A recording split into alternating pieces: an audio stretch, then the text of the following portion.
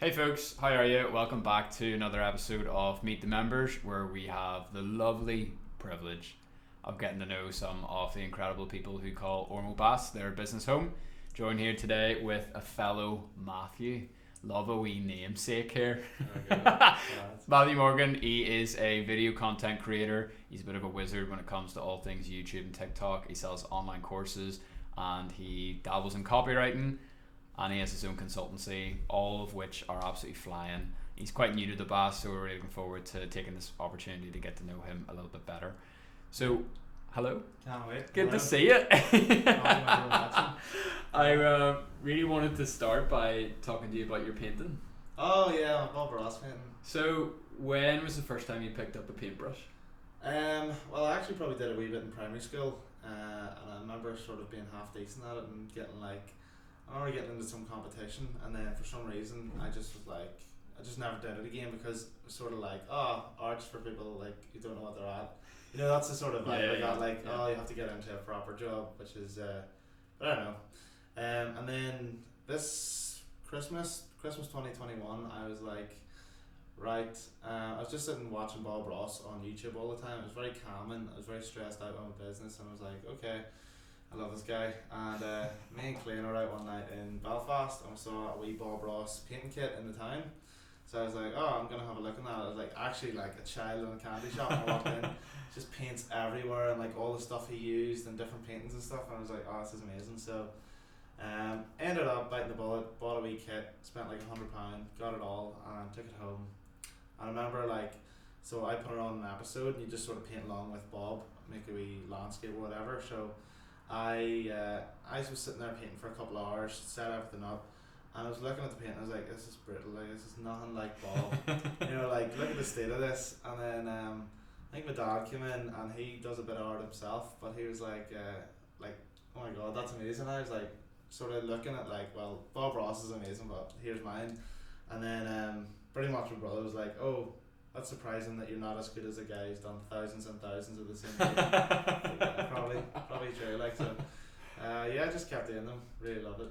Cool. It's a nice wee stress reliever, and it's just cool to have those built, and then just giving them out for free. Yeah. It's just the best. Yeah, I got one. There's one sitting in the Best Belfast studios downstairs. Yeah. It's lovely. Yeah. No, and honestly, you should see them. They are he came in and he goes, I just started painting. It's one of my first few ones. It's no good, and he just proceeds to present this absolute masterpiece. I'm you bought that from Bob Ross, didn't you? You auctioned that for a couple of mil. So let me ask you this, because you and I are in similar spaces in terms of we use our own lives to create content for people online. So talk to me about the painting and the dilemma that all of us face when it comes to is it possible just to have something that you enjoy without trying to turn it into a piece of content? Yeah, so I'll try and find a different word for what Matthew called me whenever I was going to try and turn it into a business, but essentially digital person that turns everything into their life. Digital, I don't know, I can't think of the word.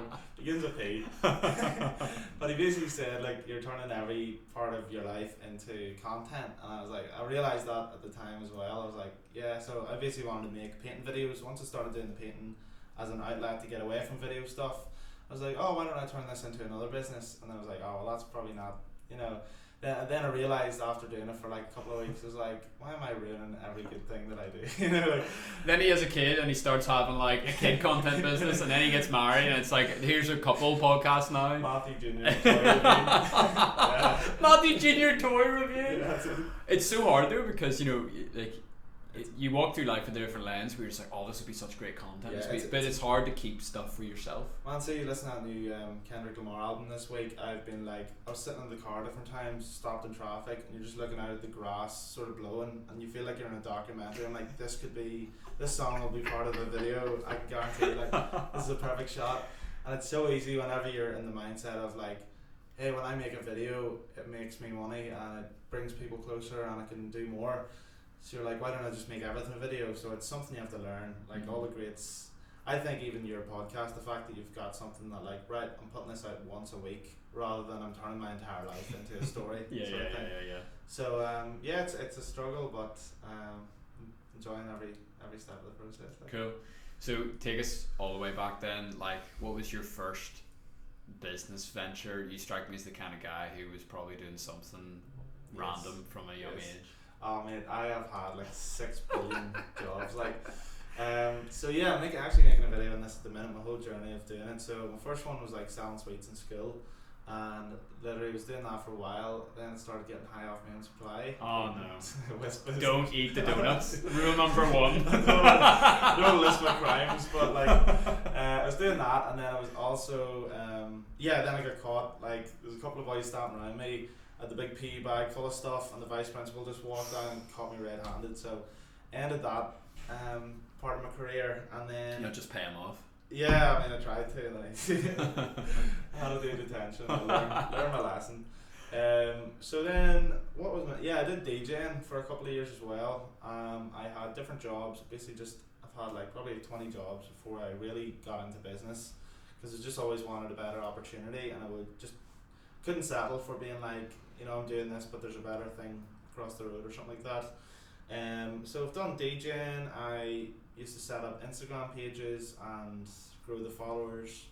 I had a dash cam business online where I sold dash. Didn't know that. Yeah, it was. Is that a dropship or what was that? Yeah, dropshipping store in uni. It was like it's just like I'd seen all these videos online showing you how easy it was to do it and stuff like that, and then I did it for like 2 months. I was like, I felt like Jeff Bezos at the time, because I was going out and buying, like, I remember buying a Stein in like a place in Liverpool, and Stein's like £8, and I was like, my night out budget was £10. Nice. So to buy one of those, I was buying a couple online. I was like, this is mental. So yeah. I got the taste of it, and then sort of just stuck through uni, and mainly just I was just watching videos all the time, and I remember I had like, I think there was like £2,000 set aside for me for savings to go off and do whatever, and I was really considering at the time just putting it into advertisement on like Facebook and then running a store or something.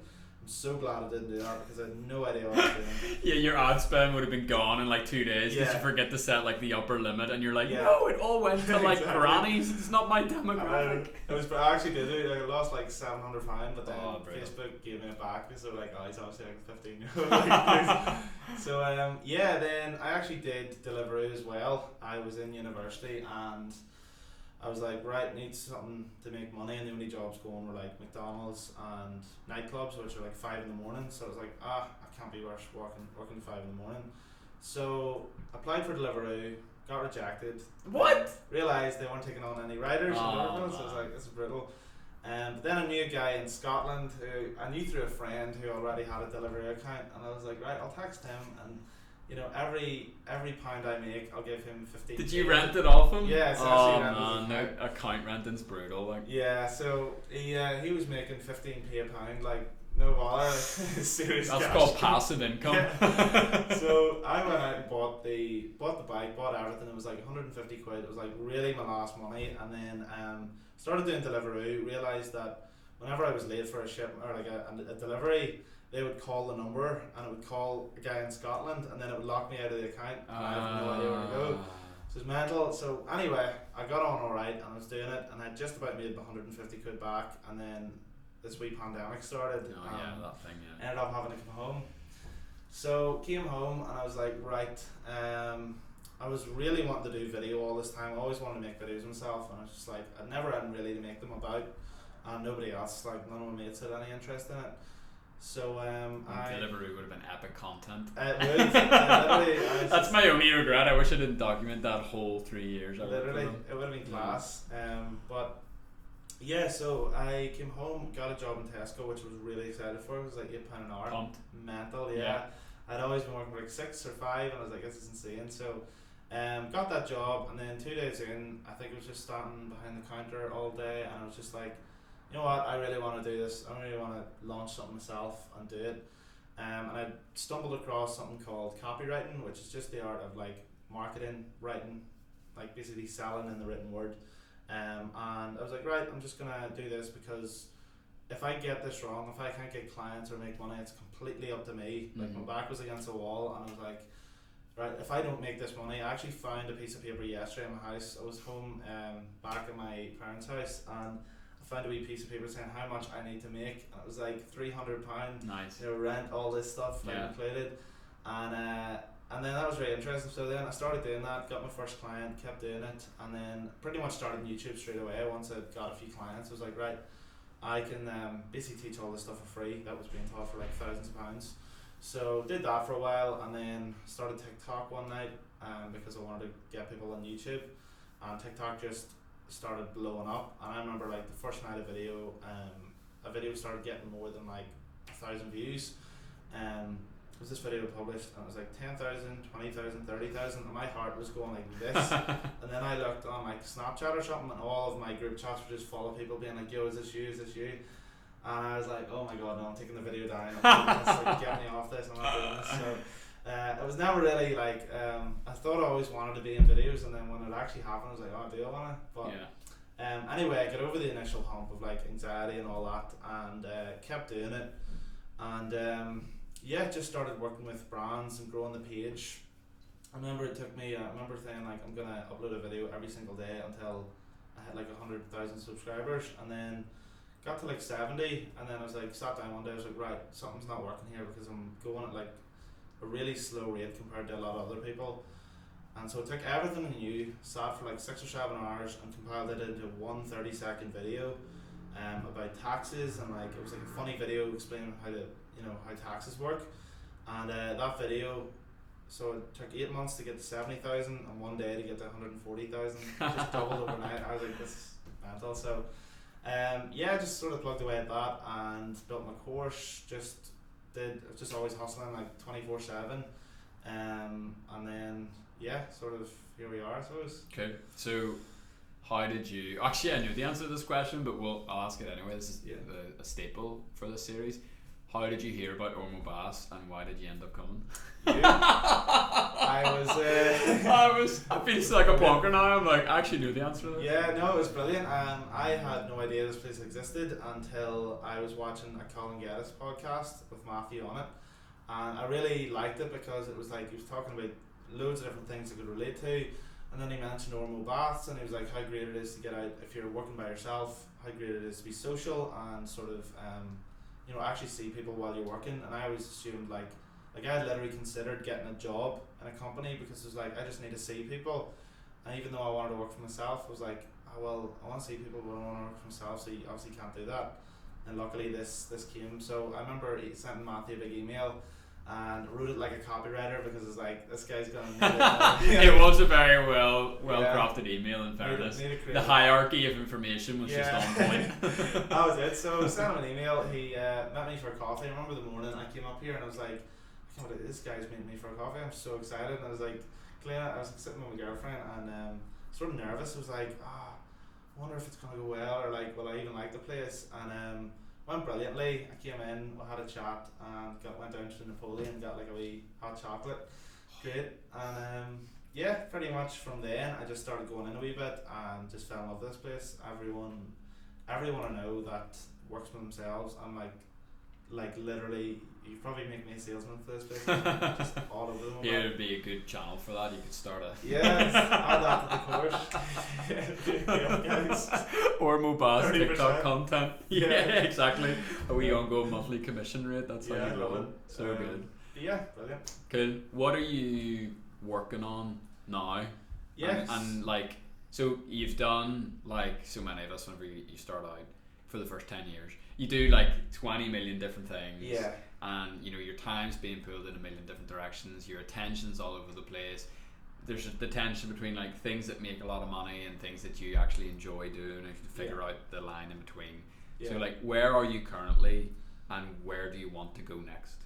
So currently I'm at a point where I've built the business to where it essentially runs by itself. I put a bit of input into it, I talked to my team, but it took me about 2 years to get to this point of working constantly, trying a million different things, and so I finally realised like, right, I can focus in on this one thing. I have my course, does really well. And this course is it's teaching copyright. It's a copyright teaching course. Someone how to basically do what I did. So the primary business is selling educational content for copyright. Yeah, exactly. Got it. So that's what I do now, and that business is now, I've now freed up a lot of time, and I was like, okay, what do I do next? So I've always wanted to make videos that are like high quality and stand the test of time, because I find that I've made probably hundreds or 1,000 videos in my time, and I'm like, right, am I going to be really proud of this in 30 years time, or is this going to be watched by anyone?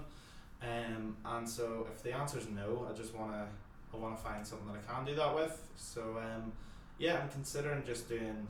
I'd love to do like comedy writing. I'm into a few big, like a couple of different shows. I'd also love to. I was mentioning to Matthew about a video that I'd made, so I was going to do like a review of a book. I was like, how do I turn this into not a normal book review and turn it into like an artistic masterpiece? So how do you go full Kanye West on it? Yeah, so it's like, right, instead of putting my time into like 50 different videos in a month, I'll just put it all into one, and hopefully, you know, like there's something like that. The new Kendrick Lamar album's out this week. I've probably mentioned that, and there's a song that was leaked from it like a year or two ago, and I heard it and I remember thinking, oh, this is a great song. This is really catchy, and I was like, listen to it for a while, and then when the actual album came out this week, the main line in the song was like, I wish there was anybody but myself. That was like completely repurposed and put into a really deep emotional song. And so I see what he's done there. He's like, he's taken something that would be good and popular and would do well, and he's turned it into something that he's like, no, I'll spend another year and a half on this and turn it into like something that really stands the test of time. So that's sort of what I'm into. I don't want to. I love seeing people who sort of put out a small bit of work and you're craving for more, rather than people who are putting out stuff 24/7, like Gary V or something on Instagram, just constant. You know, like there's enough quantity, but there's not enough quality out there. So yeah, that's my life goal, I suppose. No, that's cool. Good stuff. It's very cool. I think if you've grown up in this digital space, you crave something that lasts a bit longer than like 20 seconds of fame. You know what I mean? Like exactly. you want something that actually touches people and moves people in a certain way. So no. Yeah, and that only comes with time and focus, and like obviously I want to reinvest. I don't spend a whole lot of my business, so I'd rather just put it back into making really great stuff. And I've seen people like Casey Neistat on YouTube. I've always wanted to do a bit like of charity work, and I was like, right, I don't know how to do that and also use my skills to get the most out of it, sort of thing. So I saw a video where he got a big budget for a film, and he was like, hey, I've got like 20,000 here from this Universal Studios. Can I just spend all the money on a relief fund in the Philippines, helping them with some, like a hurricane that just hit? And the video ended up being amazing. Like it was really, you know, he'd done something absolutely amazing while also promoting something. I was like, right, how do I do that? Yeah. So that's my focus, is giving back and using my skills for good, I suppose. It's cool. Yeah. You've already touched on it, but we love asking it. Like, what would you say to the person who's maybe watching us on the website, who's considering joining Ormeau Baths? Let me rephrase that. Actually, let me ask you, like, what's your favorite thing about working here? People. Just literally coming in. As silly as it sounds, like natural lighting coming in, and like everything's bright and nice, and you're always coming in, like you just know it doesn't feel like a school where I would think like another office. Sometimes you feel like you're going in and it's like, oh, you have to follow all these rules and everything has to be done right, but they're nice with you, and you know, you just meet so many nice people that are always like, I've met people from completely different walks of life and businesses and all that, and just gives you different perspectives. And you might be really seriously into one thing, and then you have a conversation with someone, you're like, why am I taking life so seriously? Like it's as simple as doing this and that or whatever. So I love the people, and I think I literally couldn't recommend enough. Like I would buy your subscription to this place if I were you, because it's just amazing. Good. Great salesman, as expected. Literally, I'm doing the Donald Trump here. It's like, it's the best place in town. Final question then, mate. And this is a bit more personal. We'll take it whatever way you want to go, okay? Yeah. So if you could go back in time to an 18-year-old version of yourself, which is only a few years, but it's a lifetime away, if that makes sense. Yeah, 100%. Like, what sort of things would you be saying to him? It's a good question. I think a lot of stuff you learn in life only comes with time. It's something you know, it's frustrating to hear that, but you know, you can. I essentially knew everything in the world by watching YouTube and watching people that are older than me tell you about things, but there's a difference between knowing something and understanding it and having lived it. So I would just say, I mean, cut out the bad people in your life. Sort of create a better environment for yourself, because you're never gonna, like, I don't really use social media anymore, much like you. I only have people that I like talking to in my life, and it's difficult. But if you make those hard decisions now, whenever you're in 3 or 4 years' time, you'll be, life will be much better, and you can only really, like, how are you gonna grow to the person you want to be if you're surrounded by noise and a million things coming into your head? So last thing, I suppose, social media, for example, is like, I described it a couple of months ago to Matthew, like headphones. Like, you're trying to navigate your way through life, and it's as difficult enough as it is, and then someone comes over and puts Slipknot at full volume in your ears, and while they're trying to like do all this stuff. So just cut out the distractions. If you think you like something, just focus on doing that and don't do anything else, and be nice to people. That's awesome. That's a valuable way to end. Yeah. When I was walking in this morning, I was listening to a podcast, and the guy was saying, like, there's things that you do in your life where, like, today it's not a big deal, or like this week it's not really hurting you, but if you like zoom out and you apply, like, this habit or whatever it is you're doing to like 10 years, 20 years, 30 years, he's like, these are, it's like they're serious, like death by 1,000 cuts. That's the many small things. It's like what is it? If you grow by 1%, that's right, each year, something like that. It's like that. But if you go down, it's just like awesome. I'll science you here. Science. Subscribe for the next, Matthew philosophy chat here. The two Matthews. Hey, Matthew squared. Actually, we should start an agency called the Two Johnnies. Will be the Matthews. Yeah, exactly. Well, thank you very much for spending this time with us. As Matthew said, if you'd like to come and check out Ormeau Baths and see if it would be a good fit for you and your business, whether you are a 1-person team or a 10 or 20-person team, you can. I'm trying to think where we are on the screen. Probably up in the navigation. There's a wee contact form. If not, it'll be at the bottom of the page. We'd love to see you. We'd love to welcome you here. And other than that, if you would like to check out some of the other episodes in the series, you can keep scrolling on the page. We've interviewed loads and loads and loads of different people who call this place their business home, and we would love to see you there sometime soon. Yeah. See you later. Thank you. Cheers, bro. We're doing this now. There's no COVID. We're doing some fist bumps.